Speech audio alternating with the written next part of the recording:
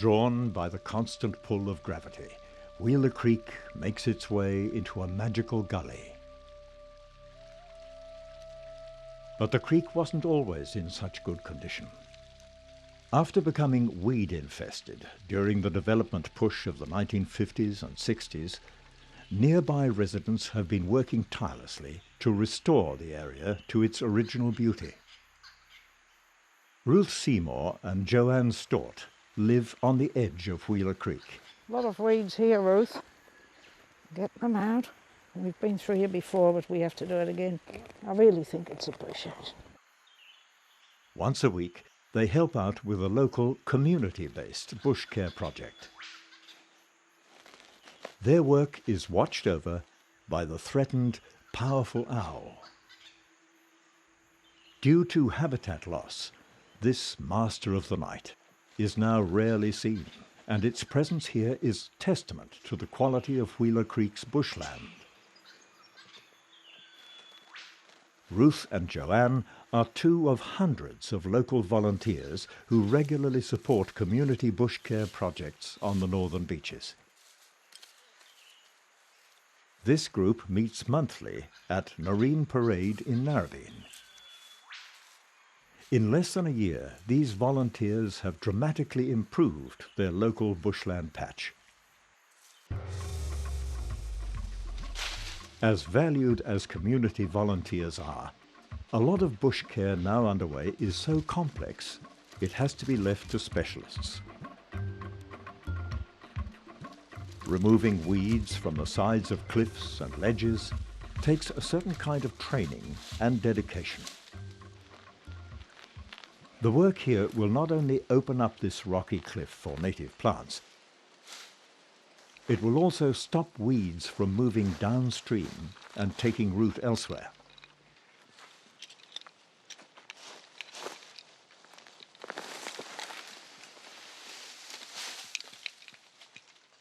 And it's downstream, in the lower reaches of the catchment, where evidence of the most serious weed infestation becomes most apparent. Here, where the main creeks near the lagoon itself, the flow of water slows. Garbage, pollutants, and weeds washed down from suburbs above start to really accumulate. So great is the degradation in some areas, they're now part of long-term management plans developed by Pittwater and Warringah councils. Most of us are familiar with the sight of choking, invading weeds that line the Wakehurst Parkway. It's here that some of the largest amounts of money are being spent, in part funded by a substantial state government environment grant. Over 3 years, the plan is to return Middle Creek to a more natural state. It's coming down.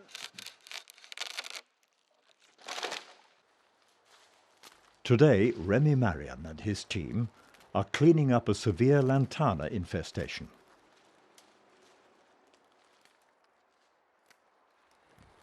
They're building a log platform. And here if we can find a bit of things to go across. And will pile the cut lantana on top, then leave it to decay. If you leave a lantana onto a very moist soil, chances are it will grow.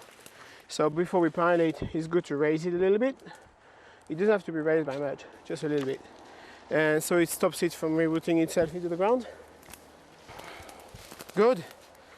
That's great. Remy moved to Australia in 1992. I've always loved being in nature as a kid. I spent most of my life back in France in the bush or in the countryside.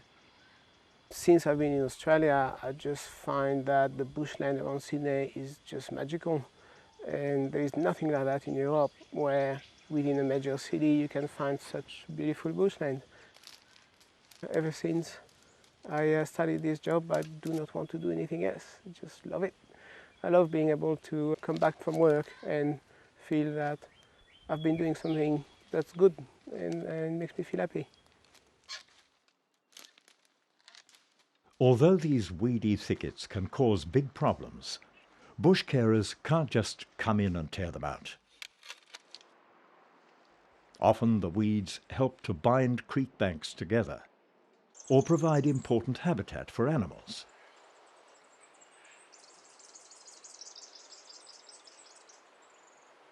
These fairy wrens have made their home in a lantana thicket.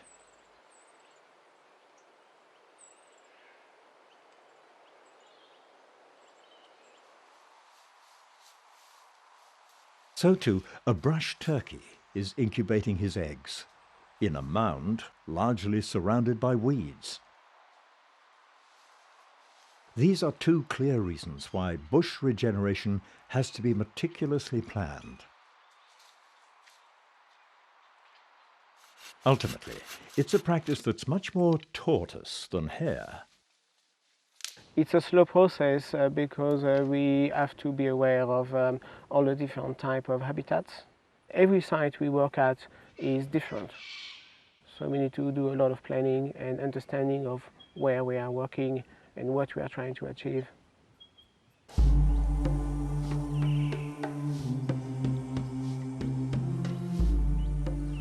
Finally, not far from the lagoon itself, the watercourses form wider creeks and open wetlands. Perhaps the most splendid of these is Deep Creek. And the highlight for wetland enthusiasts lies just over the hill in Warriewood.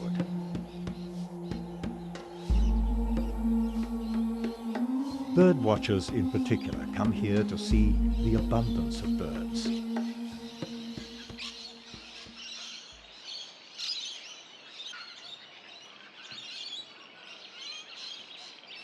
This group has braved a cool autumn morning to explore with Ricky Coughlin. We see a bird fly, and when you really think about all of the little miracles that make up the ability for this species to do it and how it got there, it's quite an amazing story and something that you can contemplate endlessly. One extra special tree, the swamp mahogany, bursts into flower here each autumn. The tree was once widespread across Sydney, and Warriewood Wetlands is one of its last remaining strongholds. The blossoms are a nectar-rich source of autumn food, attracting birds from far and wide. While swamp mahoganies provide their bounty once yearly in autumn, the wetland itself acts as a year-round filter. Excess nutrients and sediments are absorbed here, helping to lower pollution in the lagoon.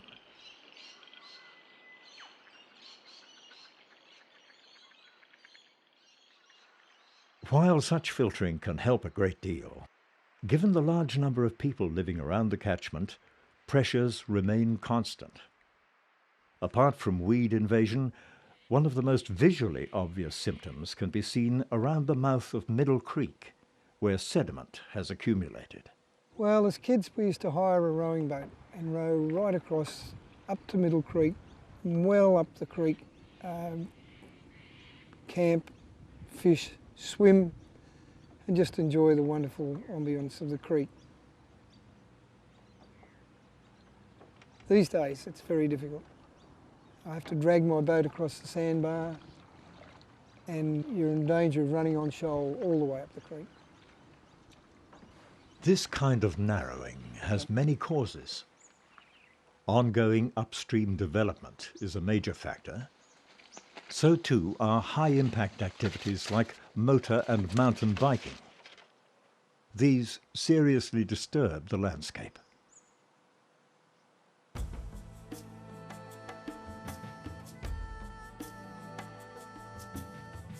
As the quest to look after this special place continues, the teams of bush carers, volunteer and professional, will continue their tireless efforts to improve the local environment. I believe that bush regeneration is really important because in Sydney we do have this amazing bushland. It doesn't have to be lost. We can get it back, we can protect it, and we are actually getting very good results. These trees They're my relatives. The ground is my mother. So from an Aboriginal perspective, caring for country is our way of life. If we don't care for Narrabeen Lake, it won't be there. So we've got to care for that country to ensure that it stays alive and stays vibrant, because we then get connected to country and our life means something. Otherwise we're just going through life and it's computerised, it's robotic. Whether your connection with this place is, like Dennis Foley's, something spiritual, whether you simply enjoy spending time at the water's edge with family and friends, or whether it's paddling a kayak, there's something here for everyone. David James certainly knows where his heart lies. Well, I love that rowing boat. It's so voluptuous in its curves. It's got a winegrass stern and a sliding seat. To me, it's the solitude. It's to be out there with the pelicans and the fish. And if I'm lucky, I'll see a cormorant come up alongside me. And the thought comes to me sometimes that beyond the blue waters of thought, that's where you'll find me.